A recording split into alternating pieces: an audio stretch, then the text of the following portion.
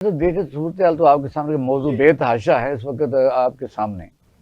ملک میں ہر طرف ایک موضوع ایسی ہے جس پر بات کی جا سکتی ہے، لیکن کشمیر جو ہے ایک سینسٹیو علاقہ ہے. جی جی وہ ایک آزاد بھی آپ اس کو کہہ سکتے ہیں، جب تک یونائٹڈ نیشن کوئی فیصلہ نہیں کرتی تو آپ اس ٹھیک ہے. کو انڈیپینڈنٹ اسٹیٹ کہہ سکتے ہیں. تو وہاں پاکستانی حکومت کو ہر وقت سر درد رہتی ہے کہ میرا ہی آدمی ہونا چاہیے. آپ نے دیکھا کہ انوار اللہ کے خلاف عدم اعتماد کی تحریک جو پاکستان مسلم لیگ نون کے وزیر اعظم ہیں لائی جا رہی تھی، لیکن ناکامی سے دو چار ہوتی ہوئی نظر آ رہی ہے. کیا حاصل کیا؟ نہیں دیکھیں، پالیٹکس سے ہٹ کے میں بات کروں گا کہ آزاد کشمیر میں بڑی دیر سے یہ ایک روش رہی ہمارے مرکز کی کہ مجھے یاد پڑتا ہے کہ میں ایک مرتبہ خان حمید خان وزیر اعظم تھے آزاد کشمیر کے، جو خان قیوم خان بڑے معروف شخصیت تھے، ان کے بھائی تھے، چیف جسٹس بھی رہے تھے آزاد کشمیر کے، تو ہمارے بڑوں میں تھے. تو ویسے میں انہیں ملنے گیا ہوا تھا اسلام آباد میں، ان کے ساتھ ہی ٹریول کر کے گیا. تو ایک جگہ پہ مظفر آباد میں وہ جا کے یو ٹرن لیتا ہے، وہ دریا، وہ بڑی خوبصورت اوپر ریسٹ ہاؤس سنگم ہے ہوٹل کے پاس. جی میں جب ان کے ساتھ گیا تو ہم اوپر ریسٹ ہاؤس میں چلے گئے. ہم چائے پی رہے تھے تو باہر ایک پنجابی میں کہتے ہیں تھردلی سی مچ گئی. تو میں نے کہا کیا ہوا؟ وہ پرائم منسٹر صاحب ہی بھاگے گئے، میں بھی ان کے پیچھے.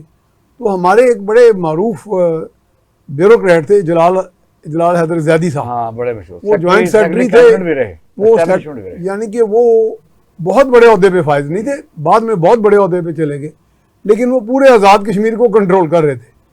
تو میں نے کہا بعد میں جب وہ چلے گئے، خیر میرا میں اس وقت ایک سی ایس ایس آفیسر بھی تھا، تو میں نے ان کو پھر ہلکا سا اشارہ کر دیا کہ جی وہ میرے سینئر ہیں، تو انہیں یہ نہ بتائیں کہ میں ایز این آفیسر یہاں آیا ہوں، ایک ذاتی تعارف کرا دیں کہ میرا عزیز ہے.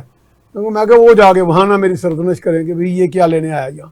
ذاتی بھی کچھ باتیں ہوتی ہیں، کوئی میرا تو اور صرف میں ان کے ساتھ انفارملی گیا تھا. تو میں نے بعد میں انہیں کہا کہ میں نے کہا سر آپ اتنے سینئر آدمی ہیں، چیف جسٹس رہے ہیں، اور پاکستان میں بھی آپ کے بھائی اتنے عہدوں پہ فائز رہے ہیں. تو انہوں نے کہا نہیں، یہاں کوئی ہمارا ابھی تک سسٹم ہم بنا ہی نہیں پائے انڈیپینڈنٹ، جس وجہ سے ہم ان کے ایک طرح ان کے یعنی سب سرویڈ ہو کے رہتے ہیں. تو سب سروینس کا ہمارے ہاں ایک میرا خیال ہے کہ بالادستی کا تصور ہمیشہ ہی رہا ہے کہ پارٹیز کہتی ہیں کہ ہمیں اقتدار کی کوئی نہ کوئی شیئر کہیں مل جائے جہاں پہ بھی، پھر اس کو بطور ایک ٹیسٹ کیس بھی دیکھتے ہیں کہ اگر ہم یہاں پہ کچھ ڈیفیکشنز کرا کے اپنی حکومت بنا لیتے ہیں. یہ آپ یہ جو عدم اعتماد کی تحریک دیکھتے ہیں تو اس کے پیچھے وہی ایک عنصر ہوتا ہے کہ کس طرح ہم ٹاپل کر کے آئندہ کی ایک آپ ٹرائل بیسس پہ ایک تیاری کر رہے ہوتے ہیں، ایک موک ٹریننگ کر رہے ہوتے ہیں آنے والے وقت میں اقتدار میں آنے کی. لیکن میرا خیال ہے کہ یہ ایکسرسائزز سینسٹیو ایریا کے ہونے کے ناطے کافی حد تک جو ہے نا ہمیں نقصان بھی پہنچا سکتی ہے، کیونکہ اب چونکہ الیکشن تو ویسے نزدیک تھا. تو جب صاحب یہ ان سے پوچھ لیتے ہیں یہ کشمیر جو حکومت کو بدلنا یہ مس ایڈونچر ہے یا ایڈونچر ہے، یا کیا اس کو کس طرح کہتے ہیں کہ سینسیٹیو علاقوں میں کیا ضرورت پیش آ جاتی ہے؟